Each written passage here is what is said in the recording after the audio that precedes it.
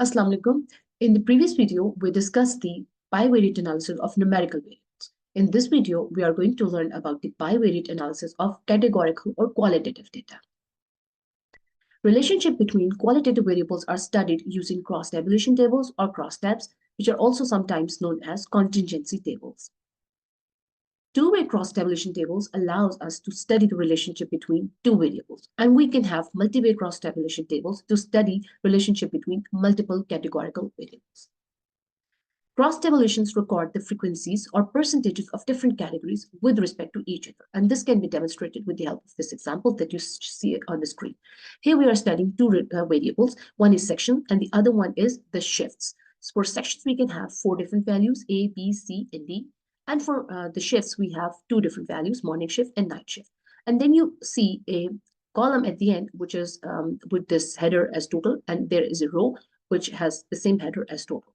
And then you see some numbers in the center of the table, and these are basically the number of students which have these characteristics or these different values of these two variables that we're studying. So this 12 here means that out of the total 150 that we see here, 12 students, they belong to section A and they come in morning shift. Whereas 28 of the students, they also belong to section A, but they come in night shift. And we have a total of 40 students who belong to section A. Similarly, we have a total of 25 students who belong to section B, 37 of them from section C, and 48 belong to section D. And this gives us all of them added together should be the total number of students that we are studying here that are there in the data set. Similarly, under these columns, we have these totals, and these totals are known as the marginal total. So here we have 82, which means that 82 of these students or 82 entries in the data set actually belong to the people coming in morning shift. And 68 of them, they came in night shift. And again, 82 added to 68 should give us 150. So these values, this last column, which has totals, but these totals correspond to specific value of this variable section. And these totals correspond to the specific value of the shift. These are known as the marginals. And here, these values that you see in the center, these are basically the frequencies with joint characteristic. So 17 has 2 characters, belongs to, includes the count of those entries which have 2 characteristics. One is that from the value of the section, they had the value B, and from among the shift, they had the value morning shift. So basically, it is a joint frequency of those elements in the data set which were from section B and they came in morning shift. And similarly, you can explain all of these rest of the values written over here. Now we can have we can find many insights from this data given in the cross tabulation. For example, a total of 54.66%, which is 82 over 150. How do we get that?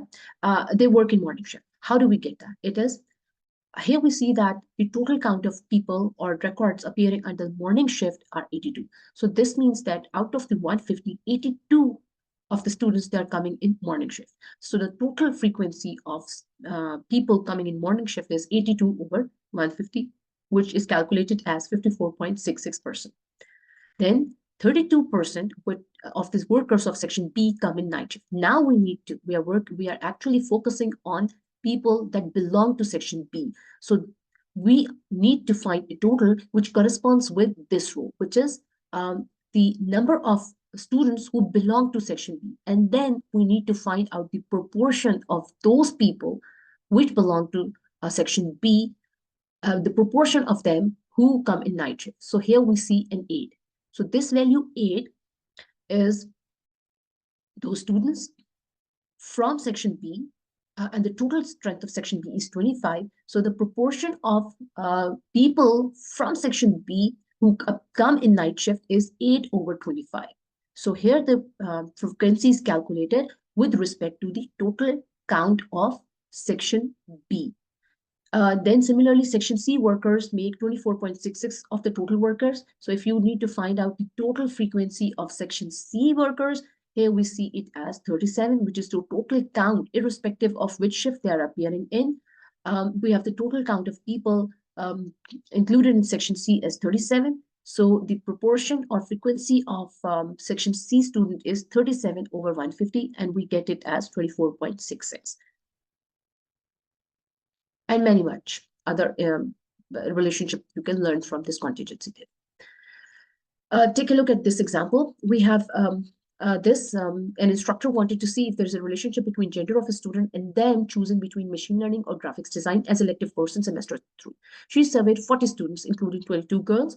A total of 29 students opted for machine learning. 17 of them were girls. So here we need to build this contingency table. We know that we are studying two variables of interest. One is this choice of elective, which can have two possible outcomes, values, which is machine learning or graphics. Then we have gender, which can have two possible values, boy or girl. And we also need to find out the totals. Some other values are given in the description of the problem, and there are other values that we need to find out. So we are going to fill in these values here. We know that the total number of students who were surveyed were 40, so we can safely fill in this value here, 40. Then there are some other values which are given here. It says that 22 of those students who were surveyed were girls. So this goes to as a marginal total against girls, because the total proportion or count of girls among 40 were 22. Then a total of 29 students opted for machine learning. So first we are going to fill in all the values from given in the description into the appropriate cells in the table, and then we'll be calculating the rest of the values. So this 29 is basically the count of students, irrespective of their gender, who opted for machine learning. So this comes under this column, machine learning, and we have 29 over here. Another value is 17, which says that out of, because this sentence continues, it says that 17 of them were girls. So this basically tells that out of the 29 students who opted for machine learning, 17 of them were girls. So this number 17 comes over here. So these are all the values that were given in the problem statement that we have filled in this table. And still we can see at least 5 cells which are empty. But we can calculate these values from the data which we already have. For that, you just need to find a row or column which has 2 values filled in and only 1 cell is pending. And then we can do simple arithmetic to find the value for the empty cell. So here you see, we know that the total count is 40 and 29 of them were those who chose machine learning. So this value, the number of students who chose graphic design, can be calculated by subtracting 29 from 40, and we get this value as 11. Okay, so once again, we have another column which has only 1 cell empty and 1 row which has 1 cell empty. We can do either of these first and then the second one. So if we go for this one, we have 22 of the total number of students, 40 which were girls, and 17 of them have chosen machine learning, which was given in this statement. Now we need to find out those girls who did not choose machine learning, rather graphics design. So for that, we just need to take the difference of 17 from 22.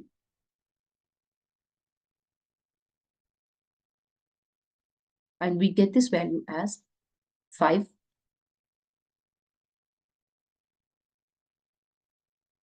And because 17 plus 5 is 22. Now we can calculate the rest of the cells. Here we know that we need to have some value here, which when added to 5 gives us 11, which is 6. And the interpretation of this value is that these are the boys who chose graphics design. Now we can also calculate this one. We know that out of 40 students, 22 were girls, the rest were boys. And that makes up 18 over here.